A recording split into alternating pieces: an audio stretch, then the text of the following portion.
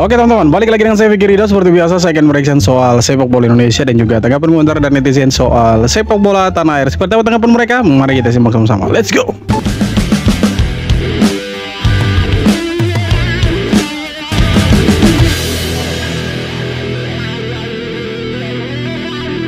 Seluruh dunia akan melihat bahwa Indonesia memiliki pemain sepak bola hebat. Kami akan mendapatkan rasa hormat yang layak kami dapatkan. Ini akan menjadi mimpi yang menjadi kenyataan jika itu terjadi. Ya, begitulah salah satu ungkapan Messi Legers kepada FIFA. Indonesia sendiri masih memiliki peluang terbuka lebar untuk lolos langsung ke Piala Dunia. Dari 11 nama pemain inti Australia melawan Indonesia di GBK, sekarang hanya tersisa 5 pemain saja. Sedangkan Indonesia baru mendapatkan 4 pemain keturunan baru berkat lobby-lobby yang dilakukan Erick Thohir. Mes yakin kita bisa lolos langsung ke Piala Dunia. Apakah kamu juga yakin? Ya, semoga kita bisa kasih kalah Australia, kasih kalah Bahrain. Dapat 6 poin sudah lumayan untuk lolos itu. Itu bisa itu. Oke. 27 nama pemain sementara sudah diumumkan, tapi 2 nama ini dipertanyakan netizen.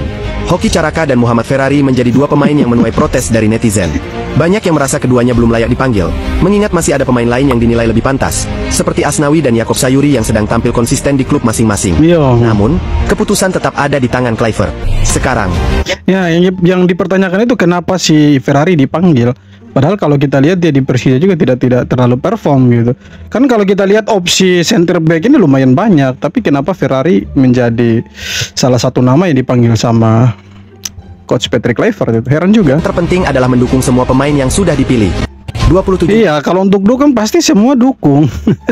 Siapapun yang dipanggil sama Patrick Kluivert kan itu pasti didukung, tidak mungkin tidak. Cuma kan kita bertanya-tanya kenapa harus pemain-pemain yang menurut kita tidak perform di klub, kenapa mereka dipanggil, sedangkan ada pemain yang cukup perform di klub tapi tidak dipanggil. Nah, itu yang dipertanyakan. Kalau untuk dukung saya pikir semua dukung lah, itu pasti 100% itu dukung itu. Pasti itu.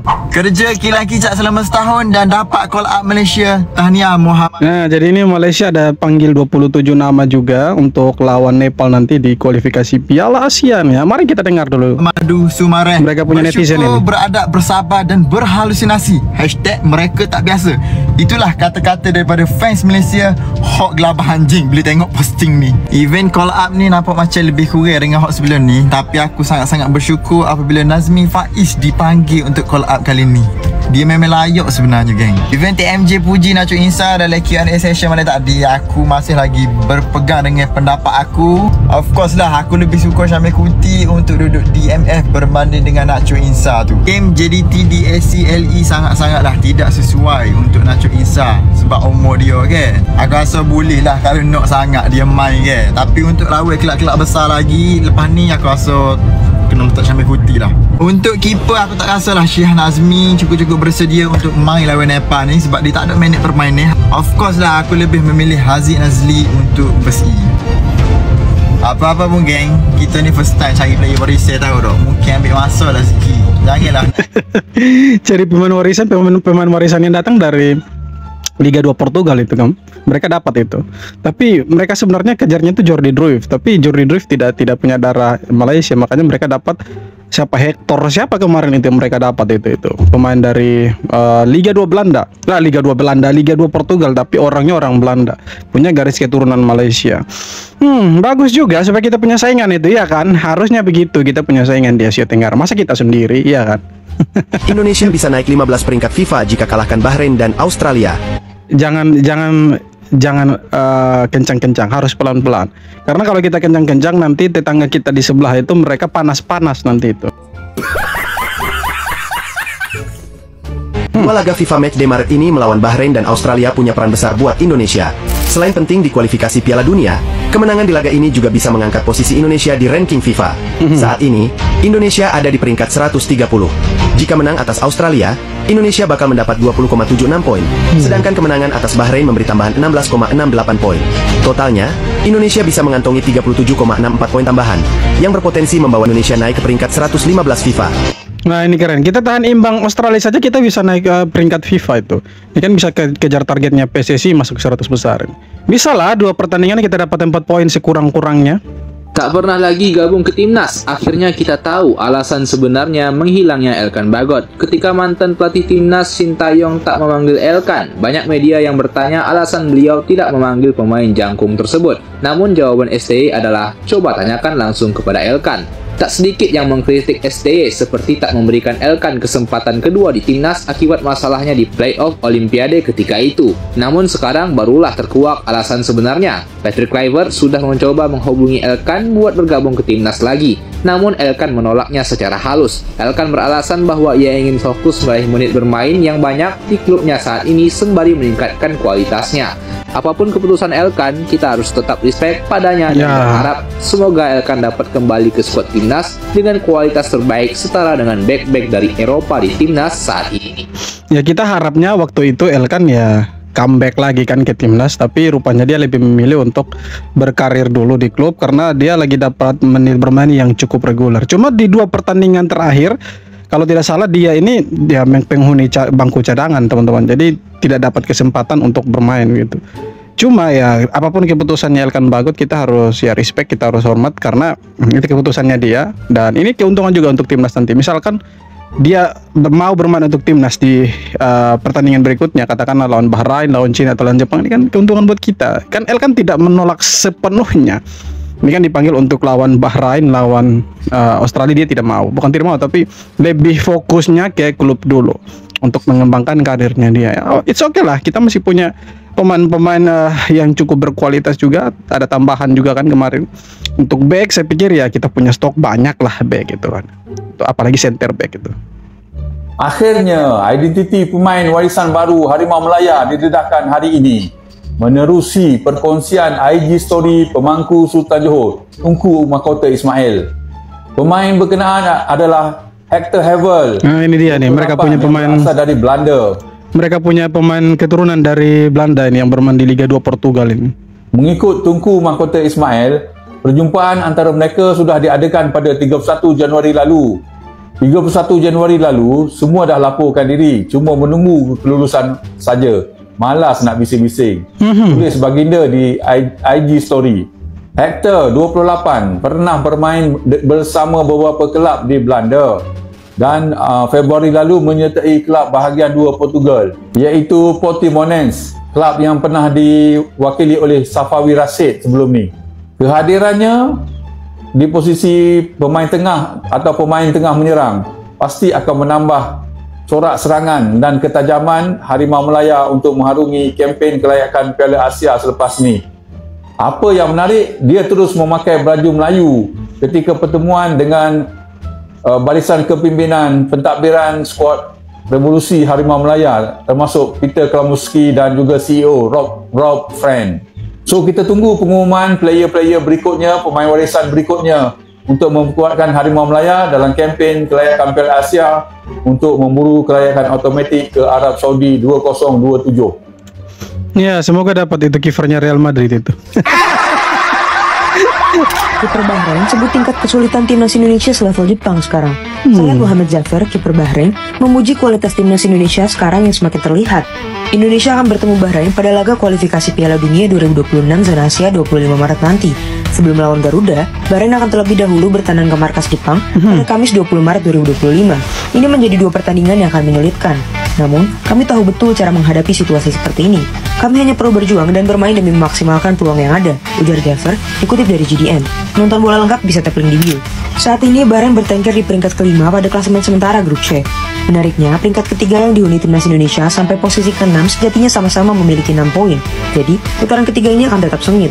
Gimana nih Garuda fans? Makin yakin timnas Indonesia bisa cetak sejarah? Ya, harusnya kita bisa cetak sejarah. Karena kalau kita lihat dari sejarah sebelumnya, ya kita pernah dibantai 10-0, tapi itu era kegelapan. Tapi kemarin kita di Bahrain itu kan kita sempat ya harusnya menang 2-1. Cuma ya sudahlah, kita dicurangi dan saya pikir kita bermain waktu itu bagus.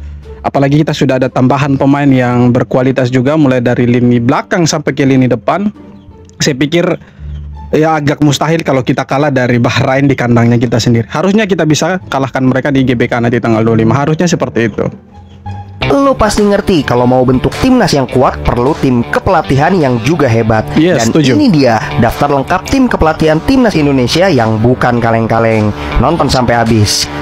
Klik link di bio buat nonton pertandingan timnas. Di posisi asisten pelatih ada nama-nama yang udah lama dikenal publik, kayak Dani Lanzat, Alex Pastur, dan Gerald Vandenberg. Untuk pelatih fisik ada nama Quentin Jacoba, pelatih kiper ada Sjoerd Woudenberg, Dua nama sebagai fisioterapis ada Leo Echtold dan Chesley ten Hoover. Di posisi sebagai analis video ada nama Jordi Klutenberg. Dua nama terakhir ada nama Bram Verbruggen dan Reggie Blinker yang akan bertugas sebagai tim pengembangan. Dari sekian banyak nama, masih belum ada nama pelatih lokal. Siapa menurut lo pelatih lokal yang cocok buat gabung ke tim pelatih Timnas Indonesia? Coba komen. Indra Syafri, Fahri Husaini, bagaimana menurut kalian? Cocok tidak? Ya setidaknya cocok lah ya. Joy Pelupesi menganggap Indonesia sangat berharga bagi dirinya. Joy Pelupesi merasa terikat. Nah inilah kita punya pemain keturunan, bukan kaleng-kaleng. Mereka memang punya garis keturunan Indonesia.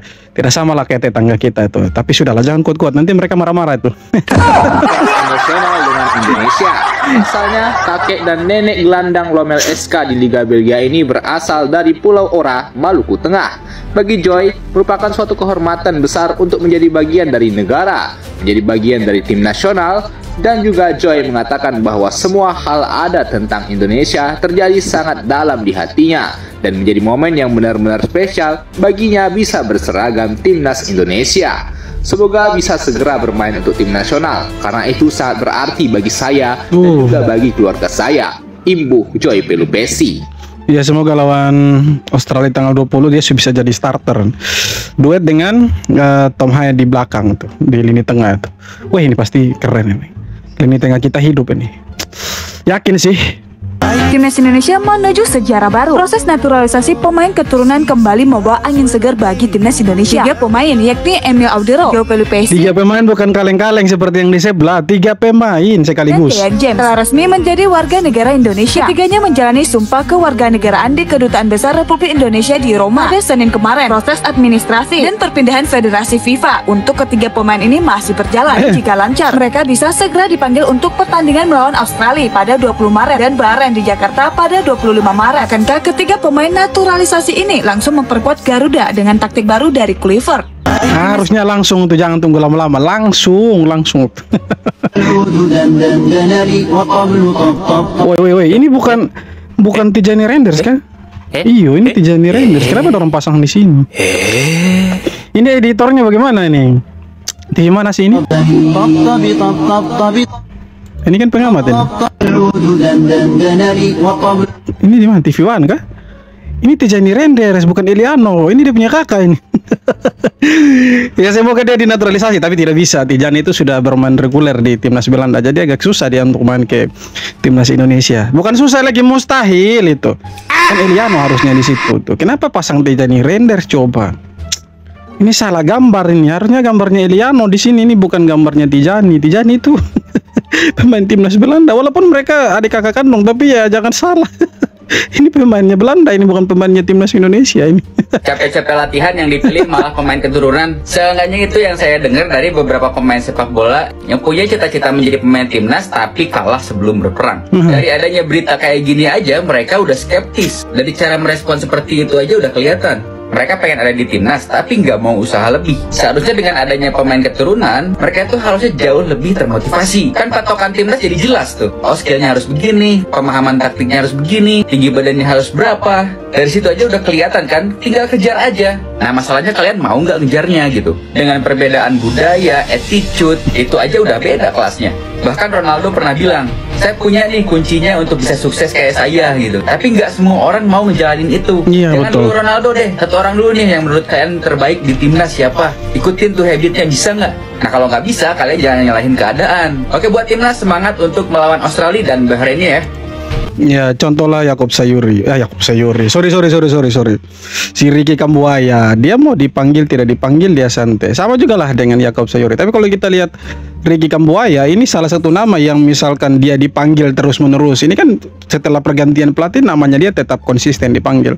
Netizen tidak ada yang tanya kenapa Ricky Kambuaya itu dipanggil. Justru nama-nama yang kita lihat di klubnya mereka itu mereka perform seperti Ferrari. Ya kalau Ferrari sih kurang ya. Hoki Caraka itu netizen pertanyakan kenapa harus ada nama-nama ini. Tapi Ricky Kambuaya itu orang tidak pernah tanya kenapa Ricky Kambuaya ada masuk dalam daftar skuad. Kenapa dia dipanggil sama Patrick Kluivert? Itu karena dia ya konsisten baik di klub maupun di timnas. Jadi dia punya nama tetap dipanggil terus. Yang mau kerja keras harusnya contohnya seperti itu.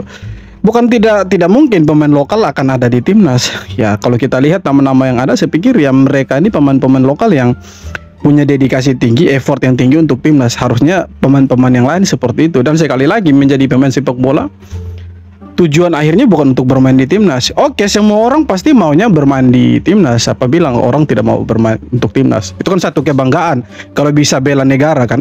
Tapi kan dari sekian ribu nama pemain lokal yang ada di Indonesia, dan tidak semuanya harus dipanggil.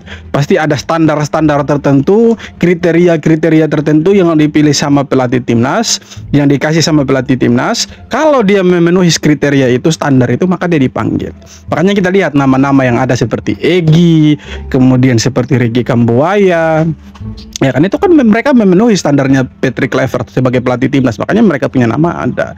Ya kenapa pertanyaan ini? Kenapa Yaakob Sayuri yang biasa dipanggil tidak dipanggil lagi? Mungkin untuk beberapa saat ini Patrick Kluivert menilai kalau dia punya standar itu tidak sesuai dengan yang diperlihatkan sama Yaakob Sayuri. Kenapa Asnawi dicoret? Bisa saja standarnya Sintayong dan juga standarnya Patrick Kluivert berbeda. Ya walaupun sebagian besar nama yang ada sekarang itu nama-nama yang sering dipanggil sama Sintayong dulu.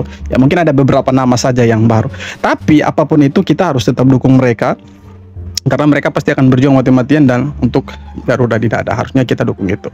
Oke teman-teman, sekian video kali ini. Terima kasih banyak sudah nonton video sampai akhir. Dan kalau kalian punya kritik dan saran, silakan tulis kolom komentar. Dan kita jumpa lagi di video-video berikutnya. Forward.